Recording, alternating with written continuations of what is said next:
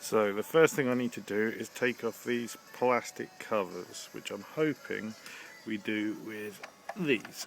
Let's have a look. I'm sure you're all loving my ever so manly toolkit that I have actually stolen off my mum for the moment. So there we are. So I've undone. Oh, this is getting serious now.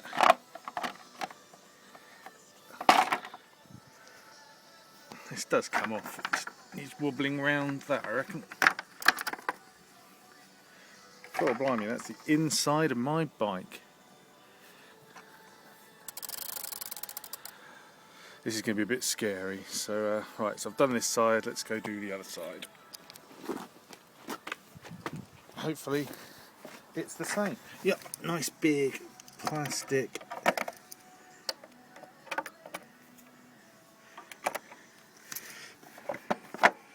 Let's get that into a position. Ooh. So that's both. Oh, there's a little belt on this side. See, if you'd have been sensible, Anton, you'd have realised that the chain does one side and the belt probably does the engine. What a fool! So right, I've taken the rear covers off. I'll see what's next.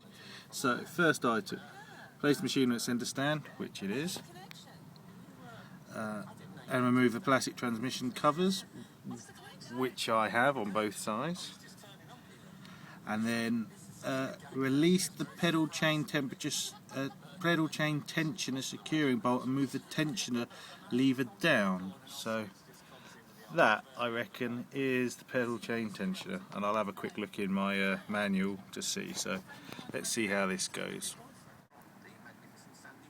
So yes, I've discovered that this is the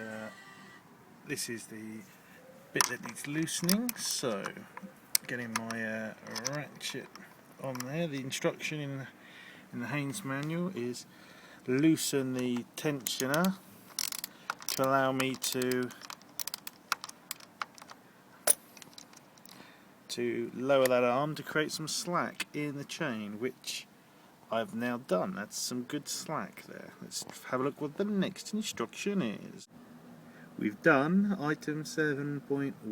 Place the machine. We've done all that. We've created the slack.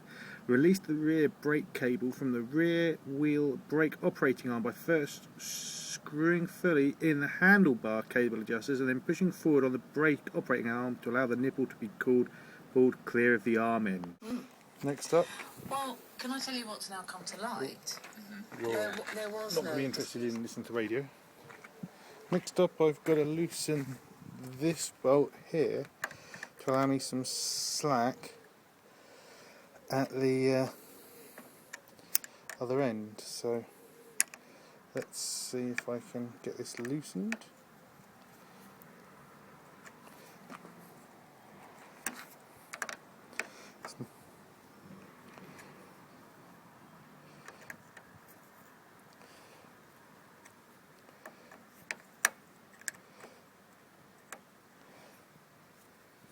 Oh, bums.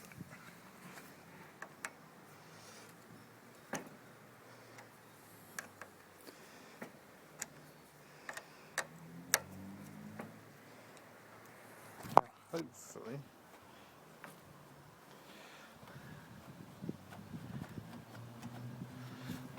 let's have a look what the old Haynes manual says. Haynes manual says rear wheel removing.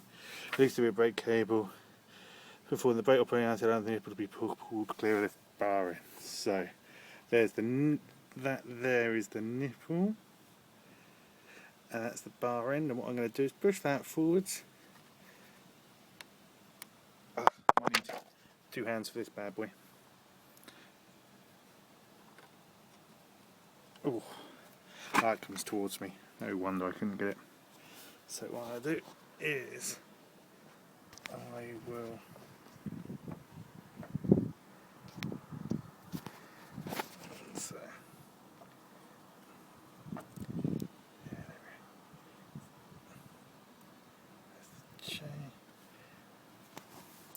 I don't think I'm going to be able to record this. Pull that in. Oh, nearly. There we go. So that is now the nipple clear of the rear brake. Must remember when I'm doing that to tighten there, put those things back together. The next bit of the Haynes instructions, they slacken the wheel to swing arm securing belts and move the wheel forward to enable the drive belt to be pulled clear of the wheel reduction gear pulley. Remove the 4 securing bolts, noting the length and position of the spacers. With the help of the assistant, lift the rear of the machine and pull the wheel clear off. I don't have an assistant, but never mind, we should be fine. Clear off its attachment points. With the wheel clear of the machine, lower the machine back onto the centre stand. If considered necessary, place some form of support under the swing arm to steady the machine. A wooden block is ideal. So this is essentially the last bit. My first injury, I don't know if you can see it, it's pretty vicious.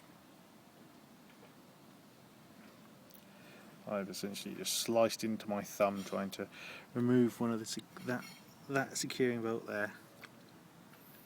Ow. It's bleeding more now, even though I'm sucking it, so I think I'm going to go put a plaster on. I'm a bit of a wimp, as anyone who knows me will tell you. Ouch. And we're back, look at that. Thumb is protected by a plaster. Nothing can defeat me now, except the other bolts that need loosening. So, we've I don't really have a big area to play on here, so kind of like, let's chuck the spanner on, see if you can rotate it. I mean, this one, look at that, I can't even get this spanner to that one. But we've done one. I'm going to keep going and see how I get on.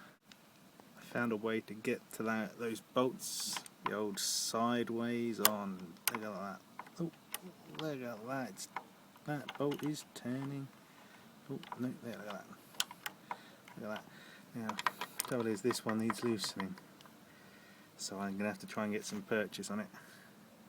Don't know how well that's going to go. So I need to be careful not to ground off those bolts.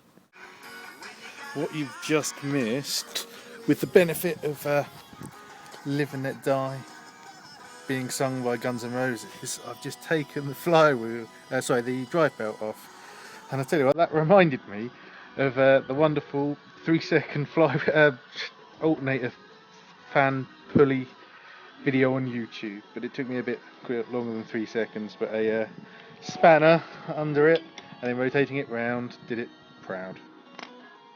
Now I've got to finish undoing these bolts and take the rear wheel off. That bolt there, that bolt there, and then I've got the same on the other side. So I'm just going to keep filming. This. It's not very interesting, and you probably can't see anything. It's very dark in there. But it sounds much more dramatic when doing work on a bike to Live and Let Die. It made me laugh on, and it's finished. Rubbish. So there's those bolts. Goes there. So the long bolts are going further away, and then the top bolts are going to go closer. That's my plan. Something I've noticed is the other side of the bolts. You can probably see it there. There's one kind of there. There's little nuts. I'm hoping they don't fall out, but currently the 2 that I've removed already have stayed in. So nearly doing this one, getting them to finger tightness and just taking off my fingers. Mustn't forget these washers. You can see you can probably see a little washer in there. So yeah, I need to keep. Oh, so I said we're getting close. So there's my top, bottom, and you'll see that the bottom ones are a lot longer, and then the top ones are as long. So last one now. This one here. Oh.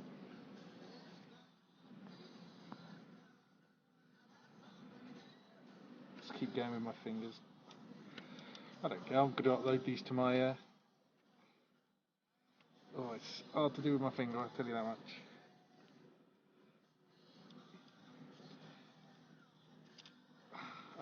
Do you reckon I can get the ratchet to that? No.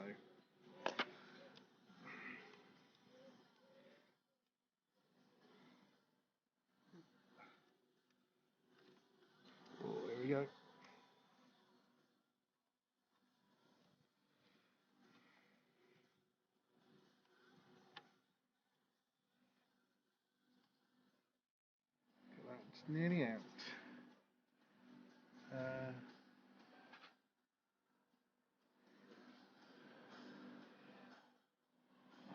I know this is what you're.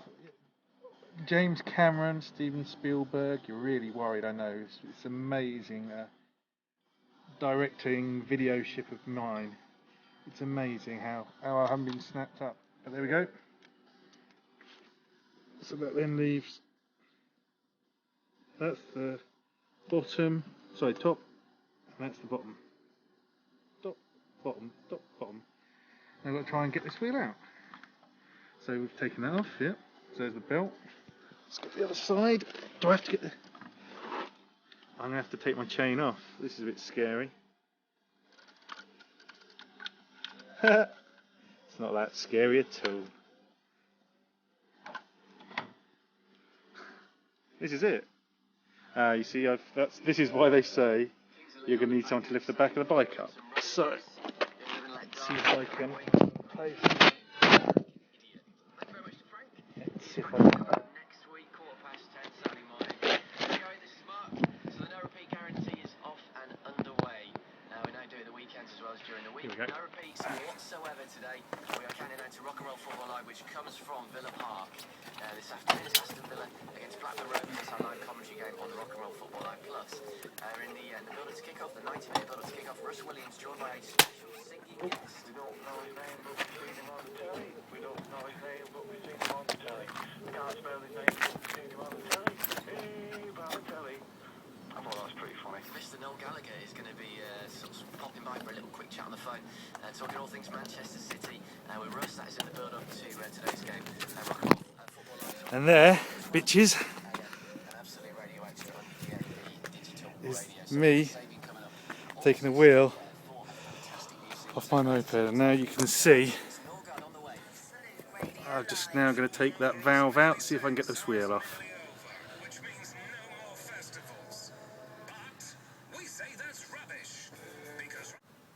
Just so you know, I'm actually going to cheat. I'm going to drive down to a local motorbike place just down the road in Crowthorne. I think it's called Hatfields.